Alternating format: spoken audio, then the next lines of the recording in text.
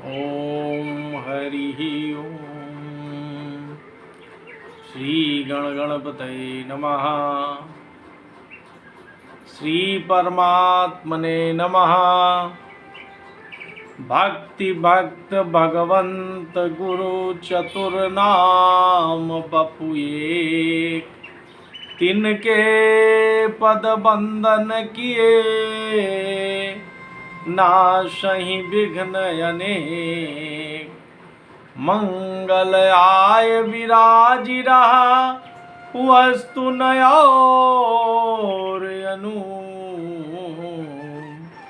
हरिजन को जस गावते, हरिजन मंगल रूप। सनतन निर्णय कियो मथि, श्रुति पुराण इतिहास। भजिबे को दो सुघर, कहे हरि कहे हरिदास। श्री अग्रदेव आज्ञा दई, भगतन को जस गाओ। और भव सागर से तरन को, नाहिन यान उपाओ। जो हरि प्राप्त की आस हो, तो हरिजन गुण गाओ। न तर सुकत भुज बीज ज्यों, जन्म जन्म पछिताओ। हरि जुआय विराजियो, कथा श्रवण इतिहास। तुम श्रोता भक्त माल के, तव पद रज हम दास। भक्त नाम संग्रह करे, कथन श्रवण अनमोल। सो प्रभु प्यारो भक्त जो, बैठे श्री हरि की गोद। मंगल भावन मंगल दमनु, मंगल भावन मंगल दमनु। गोपीपति वृंदावन रमनु। गुरु समान नहीं को उपकारी, देखे करी विचार जग झारी। देखे करी विचार जग झारी। बोलो जगन्नाथ स्वामी की जय। राधा माधव सरकार की जय। उमापति महादेव की जय। सियावर रामचंद्र की जय। वीर बजरंग बली की जय। श्री नाभादास जी का छप्पय। भक्ति से भगवान को बस में करने वाले भक्त। प्रसाद अवज्ञा जानी के, पानी तजोए कैन पति। हौ कहाँ कहाँ बनाई बात, सब ही जग जाने।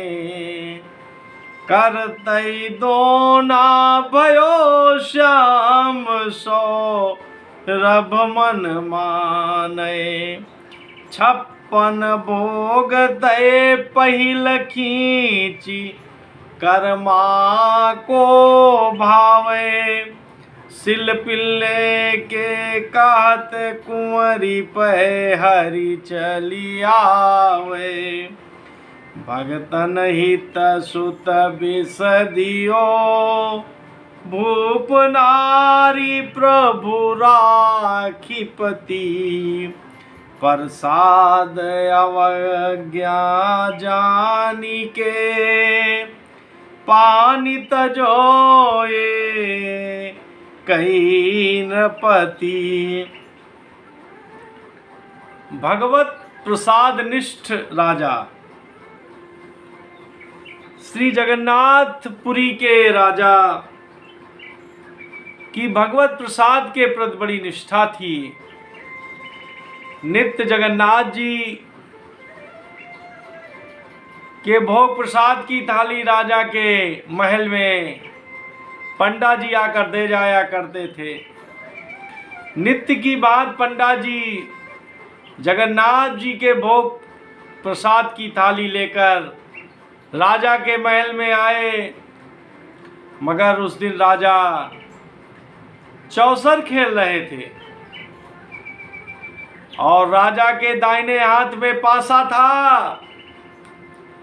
तो जब पंडा जी प्रसाद की थाली लेकर आए तो राजा ने बाएं हाथ से प्रसाद को प्रणाम करके और अपने चौसर में ही खेलने में मग्न रहे। जब चौसर का खेल खत्म हुआ तो राजा जब महल में गए तो उन्होंने जब प्रसाद की थाली के बारे में पूछा तो वहाँ पर उन्हें एक नई बात सुनाई दी कि मेरे अपराध के कारण पंडा जी प्रसाद की थाली वापस ले गए और अब भविष्य में अब प्रसाद नहीं आएगा। ये जानकर राजा बहुत ही दुखी हुए और चिंतित हुए। उन्होंने कहा कि हमसे तो बहुत बड़ा अपराध बन गया है, क्यों ना अपने इस हाथ को मैं अभी अभी काट डालूं। तब उन्होंने ब्राह्मणों को बुलाया और कहा कि अगर किसी से अपराध बन जाए तो उसका क्या नियम है।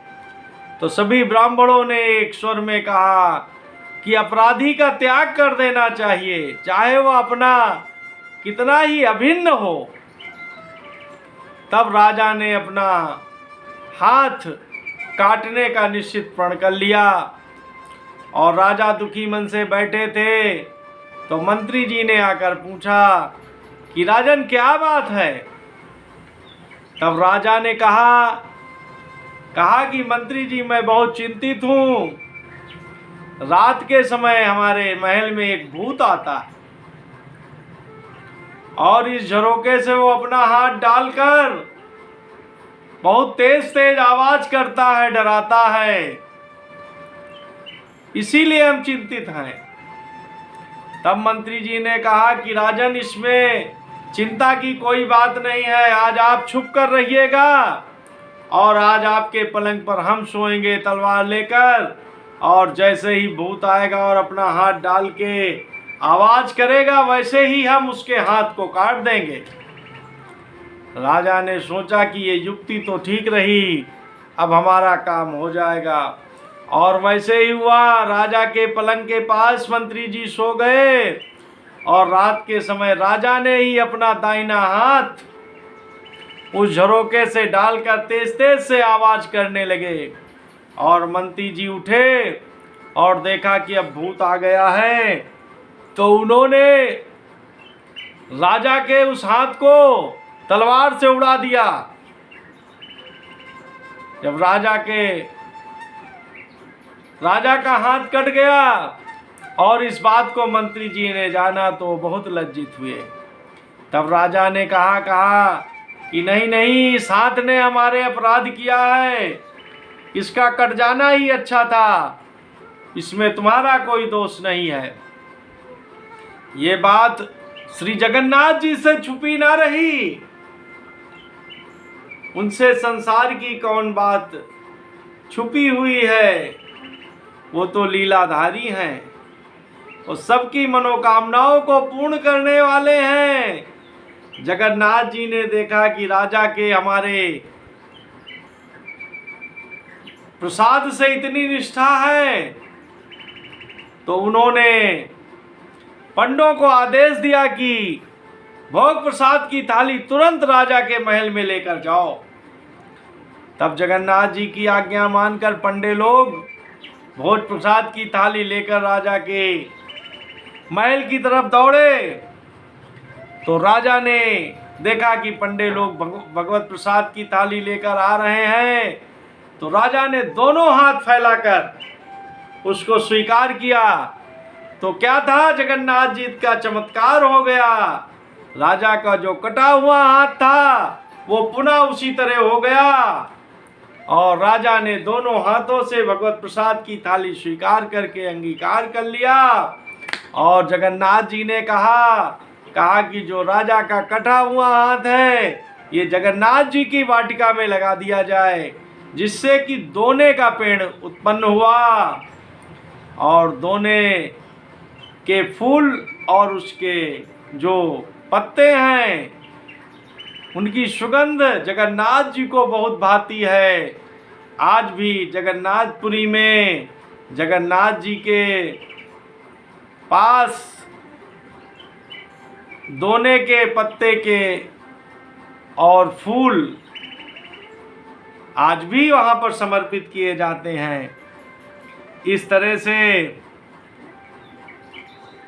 जगन्नाथ जी ने एक भगवत प्रसाद निष्ठा राजा के ऊपर कृपा किया। श्री प्रियादास जी पुरी नरेश की प्रसाद निष्ठा अपने कवित्वों में इस प्रकार वर्णन करते हैं। प्रसाद की अवज्ञा तय तजो न पकार, एक कारी के विवेक सुन चाहे से बात भाई है। और खेल भूप चौपरी को आयो प्रभु भुक्त से, दाहिने मैं पास बाएं छुयो मती गई है। और लय गए रिसाए कह फिराए महा दुख पाए, उठ्यो नर देव ग्रह गयो सुनी नहीं है।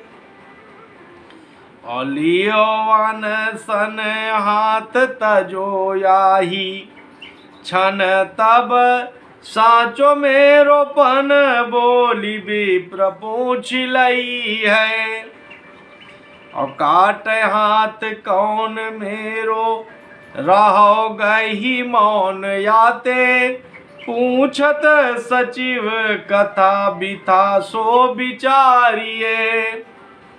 ओ आवे एक भूत मो दिखाई नित देश देत निशी, डारी के झरोखा कर शोर कर भारिये।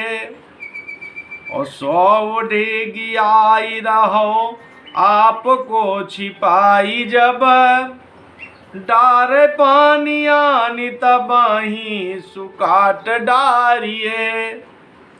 और कहीं न भल चौकी देत मैं घुमायो भूप, डारियो उठियाए छेद न्यारो कियो बारिये। और देखी कहला जानो कहाँ कियो मैं अजानो नप, कहीं प्रेत मानो यही हरि सो बिगारिये। और कहीं जगन्नाथ देव लय प्रसाद जाओ वहाँ, ल्याओ हाथ बो बाग सोई उर धारिये।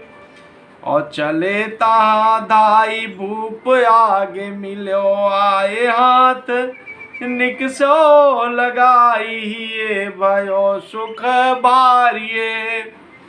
और ल्याए कर फूल ताके भये फूल दोना के, जूनित ही चढ़त अंग गंध हरि प्यारिये। बोलो जगन्नाथ स्वामी की जय। जय जय सब संत भगवान की जय। जय जय सब भक्त भगवान की जय। भगवत प्रसाद निष्ठ राजा के ऊपर इस तरह से जगन्नाथ जी की कृपा हुई और राजा के कटे हुए हाथ से दोने का पेड़ निकला, जो आज भी जगन्नाथ पुरी के मंदिर में उसके पुष्प और पत्ते चढ़ाए जाते हैं जो बहुत ही सुगंधित है। उनकी सुगंध जगन्नाथ जी को बहुत प्रिय है। इस तरह से जगन्नाथ जी हम लोगों के ऊपर, कहने सुनने वालों के ऊपर कृपा करें और जगन्नाथ जी के प्रति हम लोगों की अटूट श्रद्धा और विश्वास उत्पन्न हो और हम लोग भी भक्ति के मार्ग पे चलकर जगन्नाथ जी की कृपा का प्रसाद प्राप्त करें।